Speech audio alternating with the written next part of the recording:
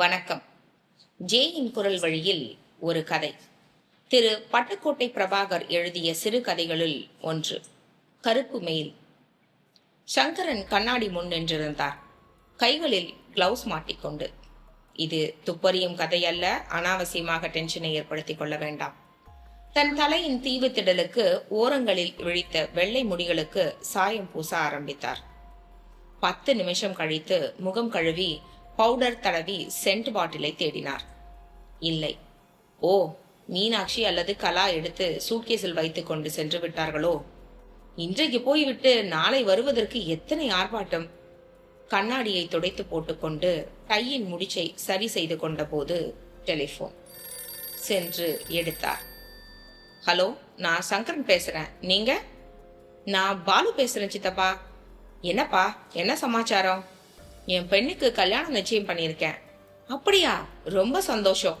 என் பெண்ணுக்கு கூட இந்த வருஷத்துல ஜாதகம் எடுக்கணும். பையன் யாருப்பா? திண்டுக்கல் சித்தப்பா. சாயங்காலம் நானும் கமலாவும் பத்திரிக்கை வைக்கிறதுக்கு நேர்ல வரோம். சித்தி கிட்ட கலா கிட்ட எல்லாம் விவரத்தை சொல்லிடுங்க, நேர்ல விவரமா பேசலாம்.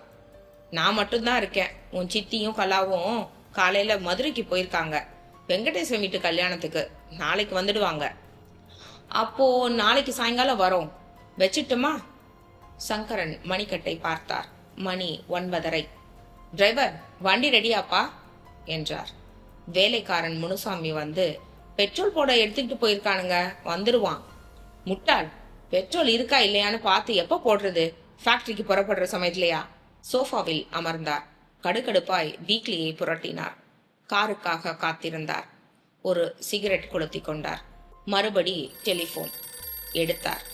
ஹலோ, நான் சங்கரன் பேசுறேன். Good morning mister Sankaran. Good morning.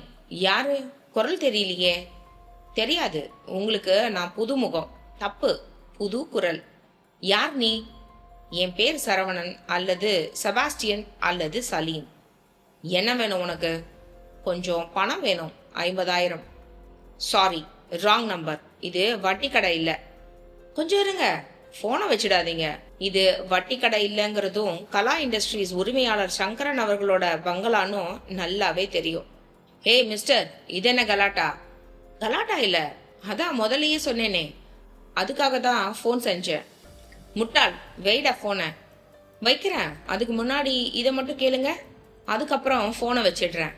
இப்போ என்னோட வலது கை உங்க ஒரே பெண்ணோட அழகான கன்னத்தை தடவிக்கிட்டு இருக்கு.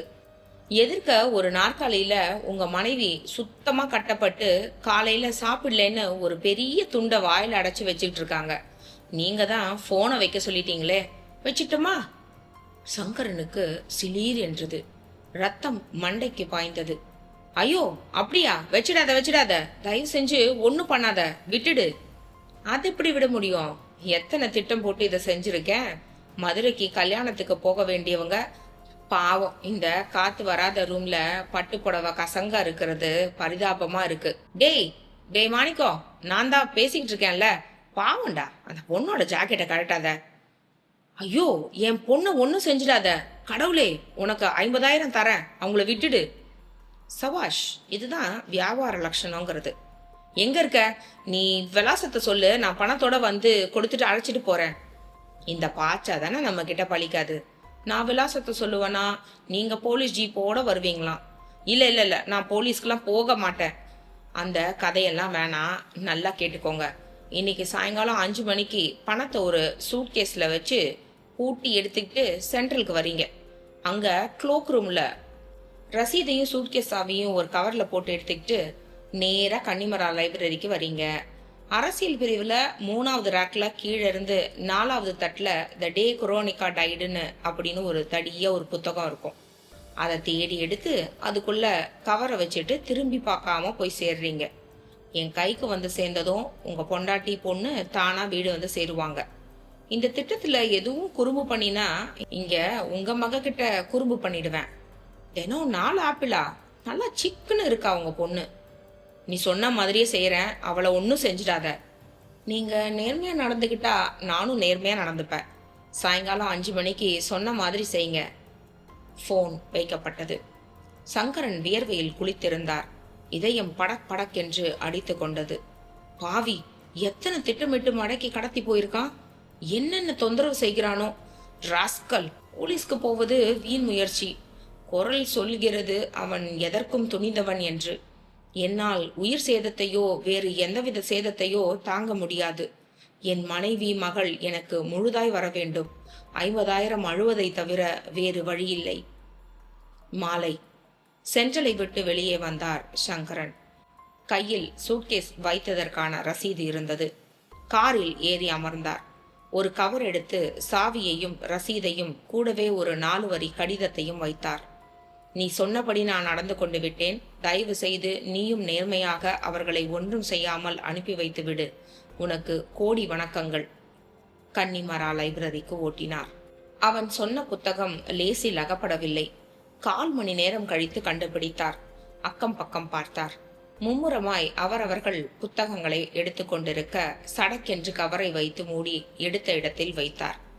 இந்த கவரை யார் எடுக்கப் போகிறார்கள் என்பதை ஓரமாய் நின்று பார்க்கலாமா? வேண்டாம். அவன் பொல்லாதவன். நான் திட்டத்தில் குறும்பு செய்தால் அங்கே என் மகளிடம் வேண்டாம் வேண்டாம். நேராய் பங்களாவிற்கு கிளம்பினான். காத்திருந்தார். இரவு மணி 8. இன்னும் மனைவி மகள் வரவில்லை. பதறியது. 1 மணி நேரத்தில் அவன் கைக்கு பணம் கிடைத்திருக்கும். இன்னும் ஏன் வரவில்லை? மணி 9. வரவில்லை. மணி 10.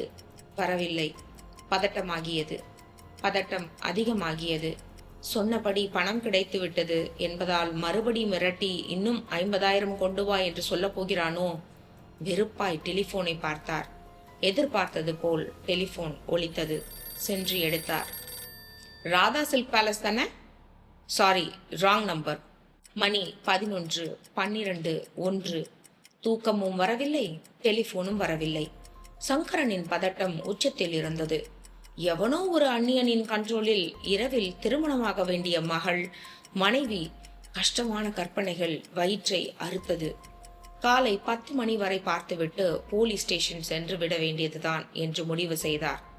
உறங்க முயற்சித்தார். முடியவில்லை. அவர்களும் வரவில்லை. பெருமூச்சு விட்டார் சங்கரன். போலீஸுக்கு சொல்ல போனை எடுத்த போது பங்களாவின் வாசலில் டாக்ஸி வந்து நின்றது. போனை வைத்துவிட்டு வேகமாய் வாசலுக்கு வந்தார். மனைவியும் கமலாவும் சூட்கேசுகளை எடுத்துக்கொண்டு இறங்கினார்கள். உடை கசங்கி தலை கலைந்திருந்தது. சங்கரன் நிம்மதி பெருமூச்சு விட்டார். அவர்கள் உள்ளே நுழைந்ததும் நுழையாததுமாய் கலாவின் கையை பிடித்து கொண்டு பதறினார். உன்னை எதுவும் ரொம்ப தொந்தரவு பண்ணிடலையே? ஆமா, சொல்லுமா கண்ணு, ஒன்னும் ஏடாவடமா நடந்துடலையே? மகள் தாயை பார்த்தாள். தாய் மகளை பார்த்தாள். சொல்லு மீனாட்சி, அந்த பாவி எதுவும் உன்னை துன்புறுத்தினானா? ஏன் உடனே உங்களை விடல? யார பாவின்னு சொல்றீங்க என்றாள் மனைவி. உங்களை கடத்திட்டு போய் வச்சு மிரட்டி 50,000 வாங்கிட்டு விட்டவன் பாவி இல்லாம மகனா? என்ன சொல்றீங்க நீங்க? யார் யார கடத்தினாங்க? என்ன 50,000? நேத்து கல்யாணம் முடிஞ்சதும் அவங்க வீட்லயே தங்கிட்டு காலையில முதல் பஸ்ஸை பிடிச்சு இப்பதானே வர்றோம். கனவு எதுவும் கண்டீங்களா? சங்கரன் விழித்தார். ஒன்றும் புரியவில்லை. உங்களுக்கும் புரியவில்லை என்றால் இந்த கதையின் ஆரம்ப பகுதியில் சங்கரன்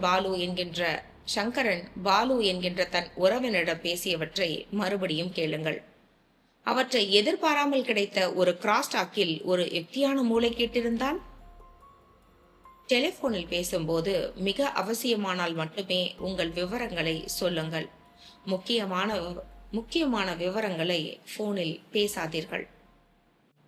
இதே போன்ற பல சுவாரஸ்யமான சிறுகதைகளை வாசிக்க நான் ரெடி. கேட்க நீங்களும் ரெடி தானே?